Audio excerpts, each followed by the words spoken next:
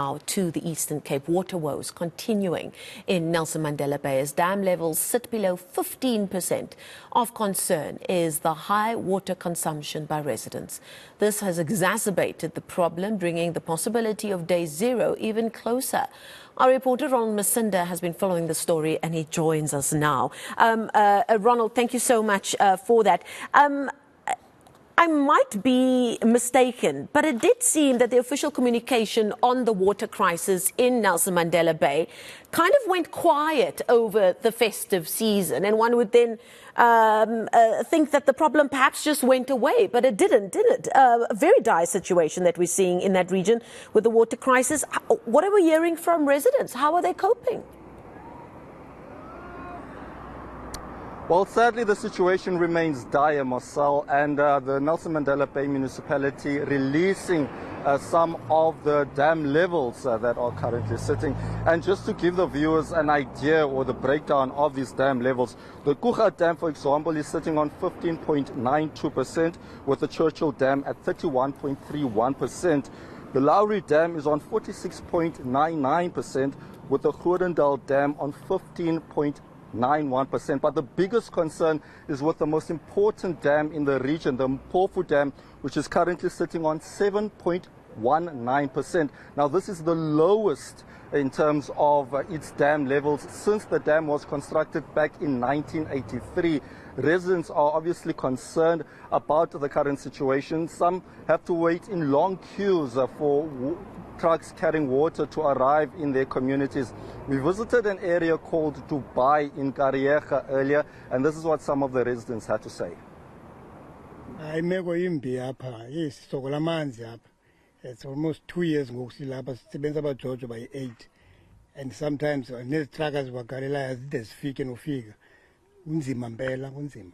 Municipality wethu uyaleka kakhulu because umzekelo ezitraka zizayo apha kuthi ziza ngamaxesha amathile. Umzekelo lo Jojo Dengisi secam kwawo sisokola amanzi ngoku sisilinde itraka ngalomzuzu, and ke ngoku sinengxaki ke ngoku thina because sinemibhobho apha ekhoyo ekusuppose bana ngaba ine toilet kwenziwa umbhobho we toilet plus namanzi.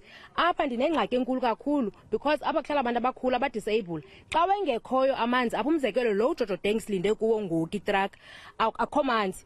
Ngoku abantu abadala abadisabled funeka banyuke baye kwenye area ekuthiwa kwa11 eneshacks khona. So ke ngoku abantu abadala bayasokola kakhulu, sinengxaki yamanzi thina kakhulu apha eDubai ne-toilets because ngoku umzekelo if bana ngaba undixela bana ngaba akunamanzi ndisorry bana ngaba ndiyiveze le nto apha ne because asinazi toilets, i-toilets esinazo inoba ziyi-4 ziyi-3. Now, Ronald, that's what we're hearing from the people. But what does the municipality have to say about the water crisis and these low dam levels? So the municipality continues to raise concerns, Marcel. When we spoke to them earlier in the day, they said that this drought has been ongoing now for the past 7 years, and there's no knowing whether the situation will change, especially during the summer, where this week alone we are experiencing temperatures that are expected to reach between 30 and 35 degrees with very little or no rain expected, and this is cause for concern. The other concern is that they have said as a municipality that they are now unable to extract the water that is needed by residents, which is around 286 megalitres per day. There was an allocation for each resident to use at least 50 litres per day, but it seems like many residents have not been obeying these laws, and some have been issued with hefty fines. People who own, for example, car washes or businesses that require water, as well as people perhaps owning pools who are not complying with these, these laws and these regulations that the Nelson Mandela Bay Municipality wants people to comply by. And there are also other issues, not just with the heavy water consumption. There's also an issue with water leaks, which has been plaguing the municipality for many months now. We heard from the municipality earlier, and this is what they had to say in detail. Unfortunately, from the statistics that we have got, they actually hasn't. As I said, we are actually sitting around 272 megalitres on a daily basis, but that has actually increased to 286 megalitres on a daily basis. So we have picked up consumption, and we would actually want to urge residents, to reduce consumption. Otherwise, we're going to actually experience in the intermittent supply, in the next coming weeks. Now, Ronald, before I let you go, our coastal cities, of course, this was a very, very important period for our coastal cities to try and get the wheels of tourism going again. Do we know whether this water crisis has had any kind of impact on the experiences of the much-needed tourists to Nelson Mandela Bay?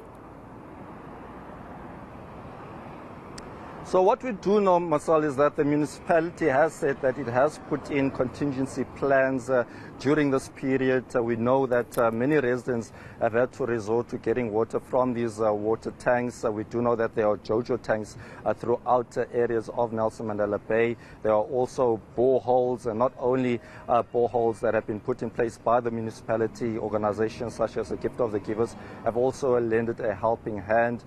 So there are those, communal taps as well put in place. So there's been no sign as of yet as to whether or not this has impacted the tourism sector in the province. But I mean, it's still early days in terms of some of the numbers that we could expect to come out. We are sure to get more details perhaps next week when the municipality is also in full swing in terms of getting its own house in order, when many other authorities within the municipality are back from holiday. Indeed, thank you so much for that update. Ronald Masinda reporting live to us there from the Nelson Mandela Bay area.